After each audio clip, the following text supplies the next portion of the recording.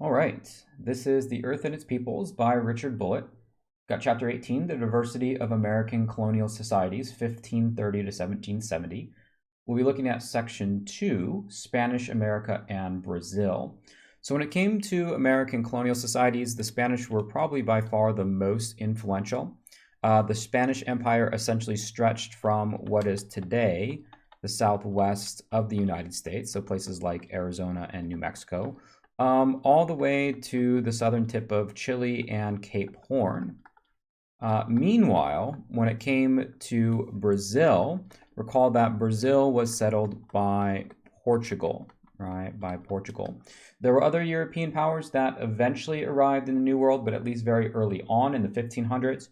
Spain and Portugal are the most important ones, certainly Spain being more important than Portugal. And if we look at this map, we get a really good idea of just how much Spanish influence or Spain influenced the New World. So all of the territory essentially marked in kind of an orangish / red belongs to Spain. So all the way here through places like Colorado, Texas, even Florida belonged to Spain. All of Mexico was under Spanish control. Colombia, Peru, all the way down through Chile, Cape Horn at the very bottom, Argentina, and Spain even came to control a lot of the Caribbean islands, Cuba, Puerto Rico. All of that was under Spanish control. So by far, Spain controlled the most amount of territory and therefore had perhaps the biggest influence or impact on the Americas. Meanwhile, Portugal did claim Brazil. So there are some differences between Brazil and the rest of the Americas. So for example, today, whereas most of the territory I've outlined in green primarily uses the Spanish language, in Brazil it is Portuguese. This is a consequence of colonial settlement dating way back to the 1500s. And then of course there were other European powers which, had kind of started making their footprint on the Americas, but were not quite as influential. The English settled some 13 colonies up here, and the French began making inroads into places like Canada. But by far, the Spanish Empire was the most influential. In terms of religion, both Spain and Portugal are Catholic. So Catholicism had a very, what we might call, big impact on the Americas as a result of this. And in both the Spanish Empire and especially the Portuguese Empire, the African slave trade came to shape the Americas in significant ways, primarily in the Caribbean.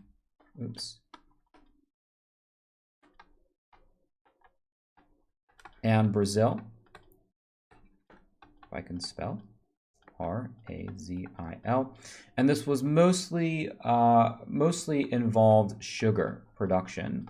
So geographically, if we want to identify where really is African slavery taking place in regards to sugar cultivation, it is primarily in some of these regions here in Brazil, but it's also places like Cuba, Haiti. These islands here are really, really active in sugar cultivation and therefore very much influenced by the African slave trade. As far as the government and religion go, right? So state and church are in reference to government and religion. The way that the Spanish Empire, administered or ran their colonial possessions was kind of in a rather loose way. First of all, the Spanish territories in the New World were referred to as New Spain. So this is the term for Spanish territories or territory in the New World. Mexico City was the capital of New Spain. That was where the government essentially was ran out of. Now, the Spanish divided up their colonial possessions into viceroyalties. So a viceroyalty could either be a position or a term used to describe a province. So this was, maybe we'll use province. Province slash administrator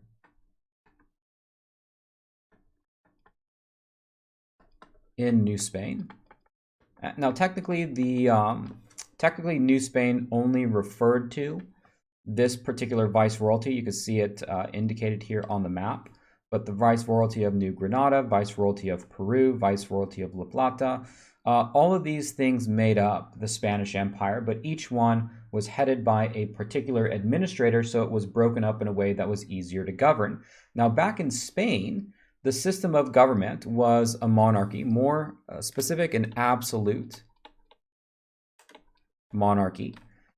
This was headed by previous monarchs we talked in other chapters. Charles V, Philip II were both monarchs of Spain in the 1500s. And in theory, they had absolute rule. However, when it came to the colonies of New Spain, the monarchy was rather weak.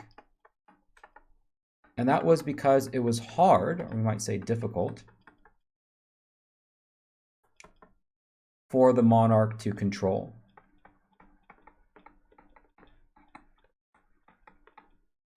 Right? So in theory, it was the monarch who was in control of New Spain. In reality, it was actually these local viceroyalties. So local controllers or local administrators were much more influential there.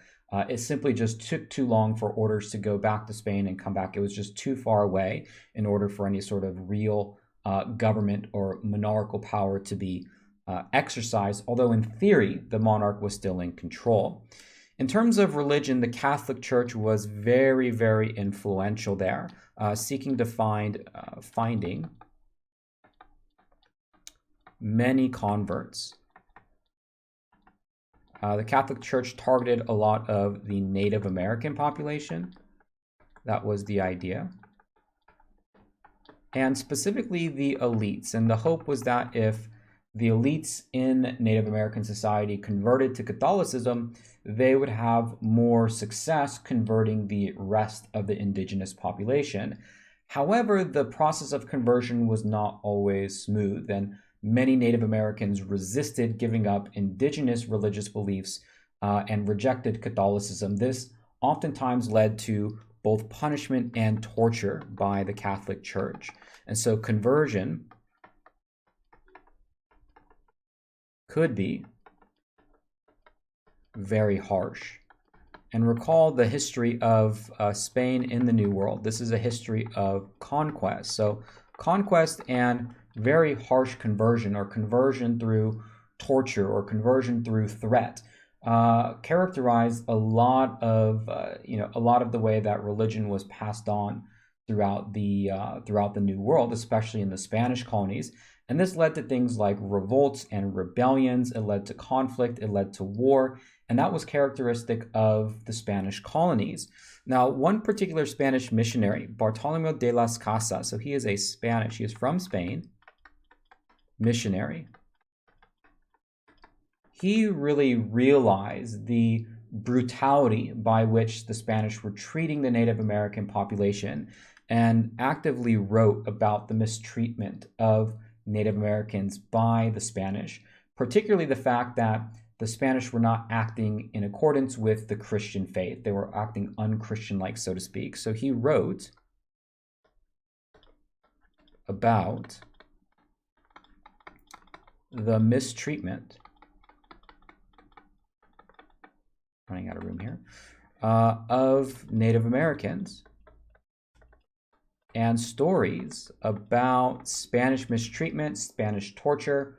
Recall, this is in a century where things like church courts, the Spanish Inquisition, witch burning, all of these things are common.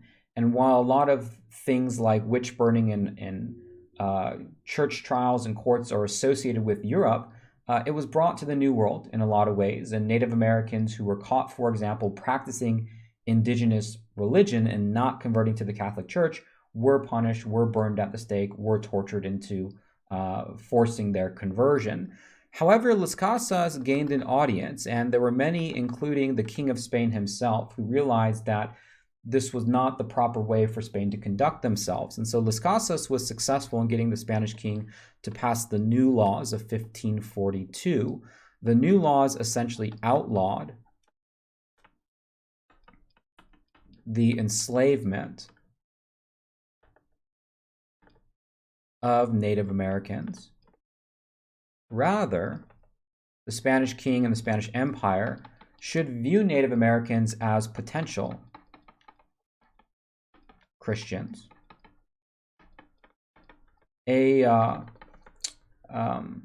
That rather Spain should go to the New World and instead of simply conquest and plunder, should also seek converts in a way that is in line with the teaching of Christianity.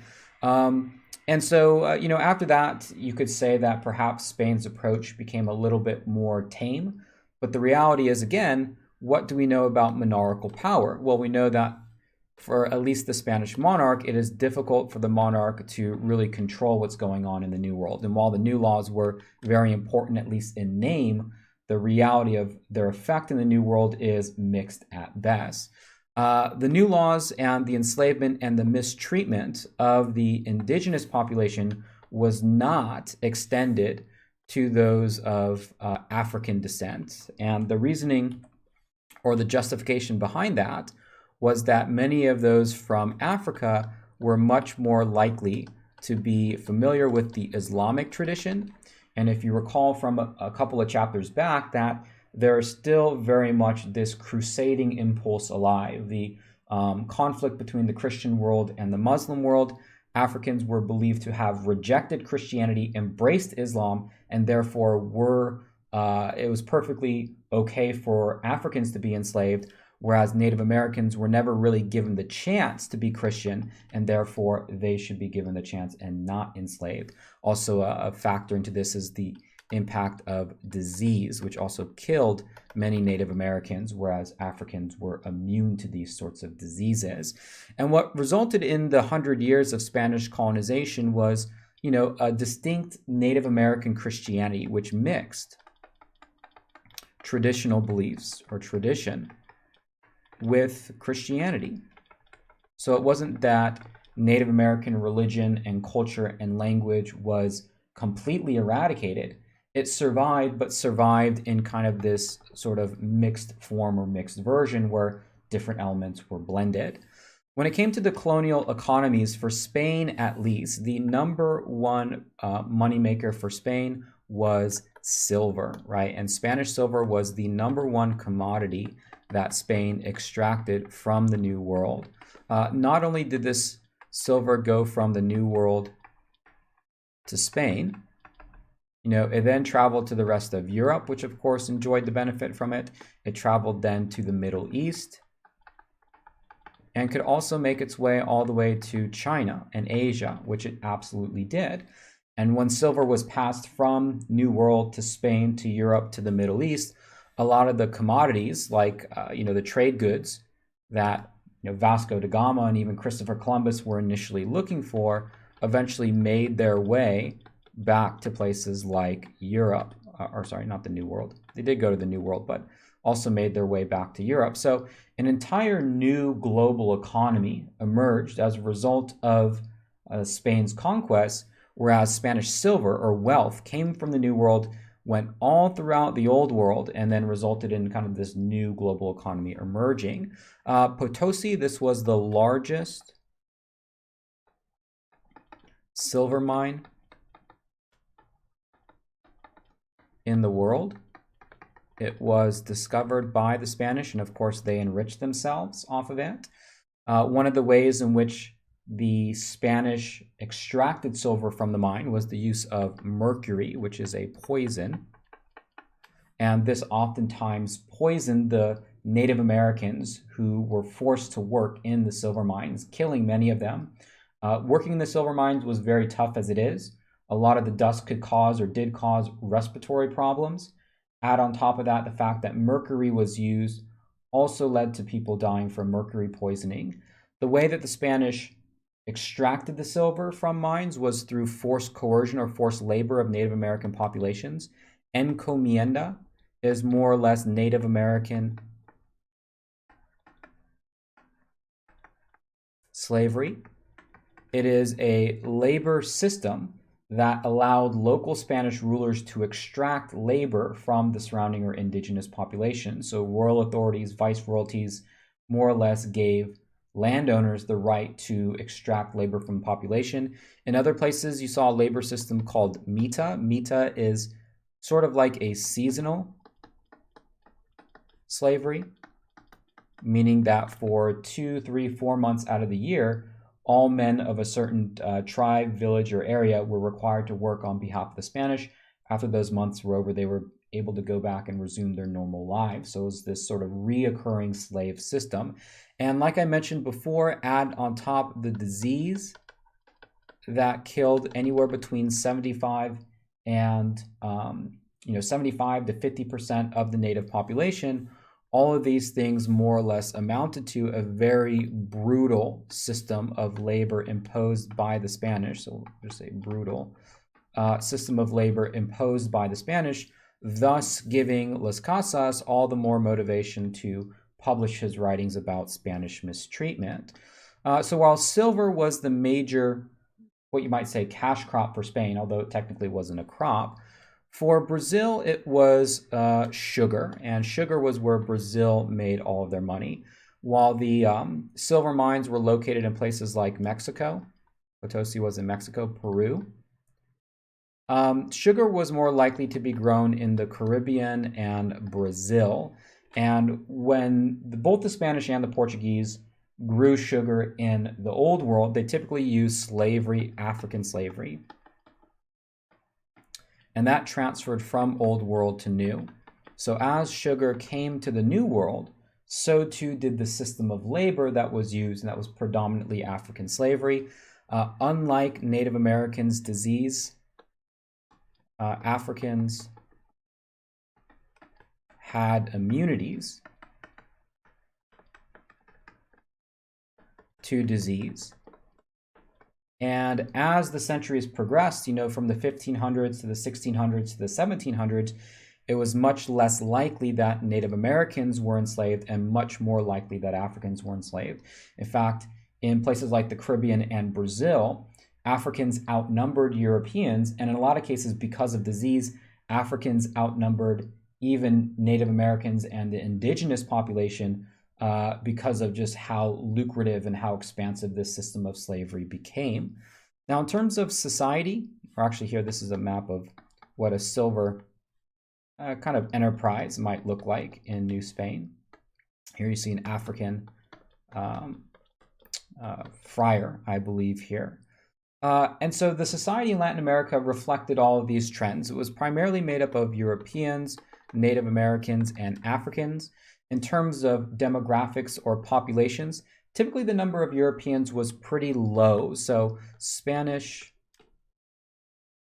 colonizers were, what we might say, pretty low in number. The number of African slaves was rather large, and the number of Native Americans was rather large. But the way in which, especially in the Spanish Empire, society was organized was very heavily influenced by Spain. Now, initially, the Spanish wanted to introduce bloodlines as a way of imposing order on society, to use nobility. The way that European society was organized with birthright, last name really dictated where one's place was in society. This was sort of loosely translated into the New World, but not exactly. Bloodlines became important, but nobility not so much. And so in terms of who was the most privileged in Spanish society of the New World, it really depended on European blood. So for example, those that had the most access to the economic positions, the political positions, to positions of power in the church were Creoles. Creoles were Europeans born in the New World. So they were European, but only European by blood. In other words, both of their parents were likely from Europe, but came to the New World. This is a class of people that perhaps never even been to Europe, but because of their lineage, they were given access essentially to to owning land, to owning or having political power, having economic power, et cetera, et cetera. But throughout the decades and throughout the centuries, there was a lot of intermarriage going on between the various classes in in New Spain. And so entire new classes of mixed race groups emerged as a result of that. Mestizos, this refers to a mixed class of European and Native American, right? European and Native American blood. In many cases, this would be a European male or a European husband, but a Native American woman. A mulatto was one or a person from European and African blood. And mestizos and mulattoes, because they had some European ancestry, could have some access to positions of power in Spanish colonial society, but typically it was the Creole class that came to dominate more or less all the very important ones.